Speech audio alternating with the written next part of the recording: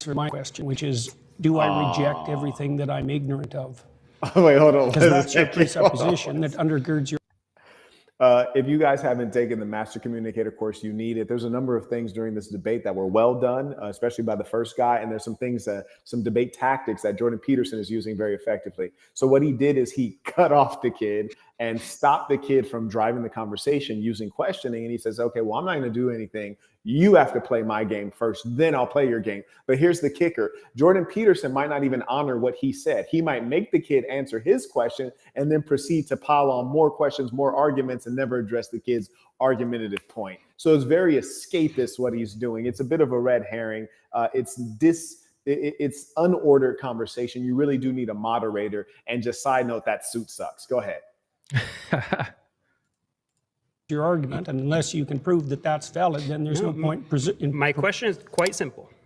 Yeah, but that doesn't mean it's formulated accurately. Do you believe that Lono exists? Yes or no? I'm not going to answer that question for the reasons I just described. You already insisted that if I reject something, that if I'm ignorant of something, I reject it. Do you think that everyone in the world has to know everything simultaneously for that to be valid and true?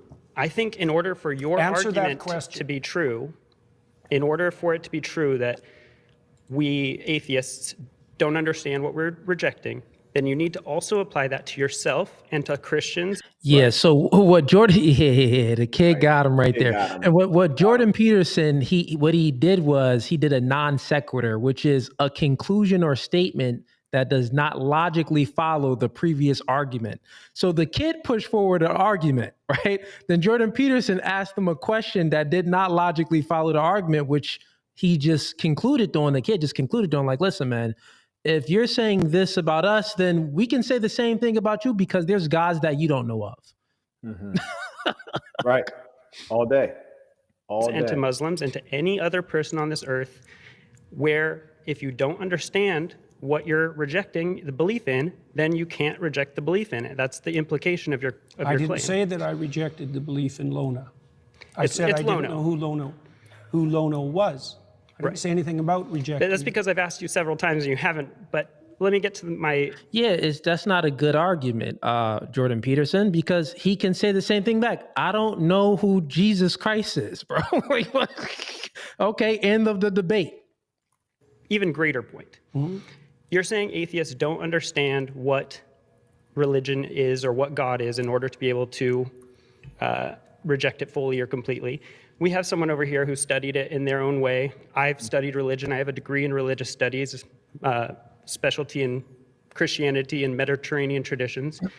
And further than that, beyond me, Pew Research studies suggest that atheists and agnostics actually know more about religion and about religious stories, the foundational principles, than believers. That's because they're more religious than they think they are. Pause that right there. See, what he just shared with Jordan Peterson is also a very important fact. And this kid is sharp. This is not a dumb kid. They've really come with it in terms of the intellect of these young people. And I'm proud to see it. These people are idlers, but they are intelligent. And the young man pointing out that the people who purport to follow God and Christianity, no less than those who say that they are staunchly against it, would suggest that the more you learn, the more knowledgeable you are. And the more you have knowledge of this thing, the more you're like, this is a fraud.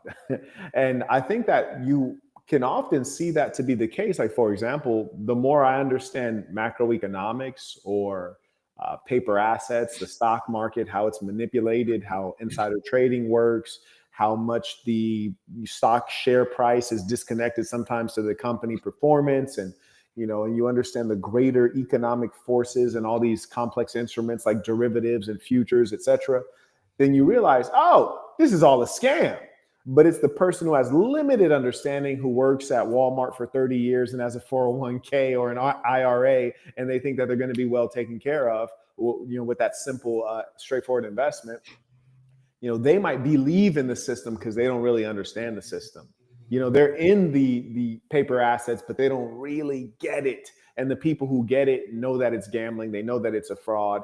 And the only good news for them is that they don't have to gamble against the house, so to speak. They get to gamble against Main Street, not Wall Street, but Main Street. They get to gamble against everyday people who are uninformed. And that's precisely what we see here when this gentleman provided that fact to Jordan Peterson, which he's not contending with the fact. He's actually kind of, if you want to just go back a little bit to hear Jordan Peterson, you'll notice he doesn't contend with it. He sidesteps it. Okay. God is in order to be able to reject it fully or completely. We have someone over here who studied it in their own way. I've studied religion. I have a degree in religious studies, specialty in Christianity and Mediterranean traditions. And further than that, beyond me, Pew Research studies suggest that atheists and agnostics actually know more about religion and about religious stories, the foundational principles, than believers. That's because they're more religious than they think they are. Okay. You can... They're concerned with deep matters, and one of the defining characteristics of someone who's oriented in a religious direction is that they're concerned with deep matters. Okay. In fact, it's virtually definitional. Right, but they also have to identify with a religious tradition and accept the foundational stories that go along with that. Well, that would mean more that they're sectarian than that they're religious. And most people, for example, in the United States, deny that they're religious, but accept that they're spiritual. Let's pause there. You've been voted out by the majority. Yeah, so Jordan Peterson, he attempted, what he did was he made a lot of assertions about how people think and what they believe. I mean, you could go ahead and do that, but that isn't an argument. Like, you're just making this assertion. You're just making this assertion. You have to actually go ahead and respond back to what he said, not just making this assertion like, well, that's because they're just religious. And then his explanation of them being religious was some, it didn't hold any weight. It was weightless. He's redefining terms. He's doing what liberals do. Yeah, it was weightless. It was like, come on, man. That's not an argument. And not that it's not convincing to the other side. Like, I think when, in some instances, I think when people do debates, it's like, you could do it to win an argument, but you could also do it to try to convince people. And I think that if you're religious and you're having this type of debate, and especially if you're religious like how Jordan Peterson is speaking, he's speaking specifically about the Bible. He's definitely trying to convince people to try to get them on his side. You know what I'm saying? So it's like, that ain't the way to do it. Right. The people who are often trying to preach the word are those who really shouldn't. And the two times I've ever felt taken with the word of God or a particular religion, it was by those who, in the way that they exist, the way that they live, the way they engage others was just so powerful. I used to take holiday in rural Pennsylvania among the Amish. I'd ride a bicycle, 50 miles one way. And there was one particular time I was riding by a little Amish store in front of, kind of at the street where their family farm was. And they had out a bunch of fruit. And I was walking by, and there was a cash box there and a note that said all the prices for the fruit. And basically the idea is that you pull the money out of your pocket, you take the amount of fruit that's correlated to the amount of money owed, you open the cash box, which has all of the money from everyone who's paid, you put the cash in there, you close it back, and you only leave with the fruit that you paid for. You don't leave with extra fruit that you stole. You don't leave with extra money from that cash box that you stole. And that system has worked in their community for a very long time.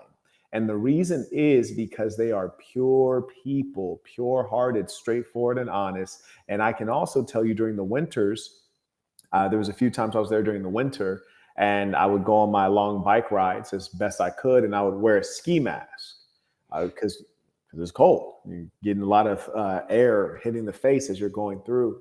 Yeah. And when I would ride by in a ski mask, I kid you not, they'd be on their buggies, horse-drawn carriages, and they would wave. And I think it's because they didn't have a reference point of ski masks are scary. Black people are scary because they're not television watchers, right? So their only reference point was there's a guy in our neighborhood riding a bike, and we ride bikes, and it's cold. He has a ski mask on. Wave at him. So little white babies, the mom and dad wave, and they don't think anything of it. They don't have enough information to be racist, or maybe they don't have the instinct or the wickedness within them. And those people make me say, well, gee, what is it that they're on? That's fascinating. There's something more there. So I look at them and I see pureness, happiness, and contentment. Conversely, you look at a Jordan Peterson and you look at his brow always bent down in an unpleasant way, the constant wrinkling of the forehead. He is intense in a bad way. You hear his voice lacking bass, sounding like Kermit the Frog, and you hear his history of mental health issues. You look at his family in shambles, with his daughter, an unmarried harlot spinster, traveling around the world to be with strange men and speaking feminist filth and drivel. And you think, is this someone I would like to be like? When you listen to the Muslim and the Christian, the Muslim says, follow the Sunnah, which is to say the example of the Prophet Muhammad, peace be upon him. You listen to the Christian, they say, follow the example of Jesus. What would Jesus do? If you're a follower of Christianity or Islam, you are supposed to be the Muhammad or the Jesus figure in the world, and people are supposed to look at you and want to emulate what you do because you're driven by something good. When you look at Jordan Peterson, who looks at him as an example of anything? I mean, I look at him as a miserable person who's 2 seconds and 2 pills away from taking himself out. And I think that he's the worst example of Christianity. And it just shows that many people fall into Christianity as a crutch for their own brokenness that they've yet to solve. And so they leave it up to some other being because they're not strong enough to do it themselves, or they lack a functional philosophy. You know what, Marquette? It's interesting you told that story because I'm actually not too far from where you stated you were. So there's a few Amish cities in Pennsylvania. Cookstown, near Cookstown University. Another one is in Lancaster. Lancaster. Lancaster. That's how I know you ain't been there. you know what? You know what? I'm just a guy. I pronounce a lot of things wrong. Okay. No, but here's the thing. You didn't pronounce that wrong because there's another town with the same spelling in California, and they call it Lancaster. They call it Lancaster. So spelled the exact same way, but in Pennsylvania, the Amish called it Lancaster. They do. They always correct me. So it's funny that you told that story because I had a similar experience, man. Similar experience. And when I witnessed that, it was like they were void of stigmas and stereotypes. You know what I'm saying? Like they didn't have these stereotypes that we, have on one another. You know what I mean? Like if you go into a Mexican community, a Spanish community, a Black community, a white community, we create these stereotypes. And in some instances, stereotypes are rooted in some truth. But since they're living in an entirely different, a world, a entirely different culture, let's say, and they're not, indoctrinated by our culture to have this way of like judging others. You know what I'm saying? So yeah, it's interesting that you bring that up.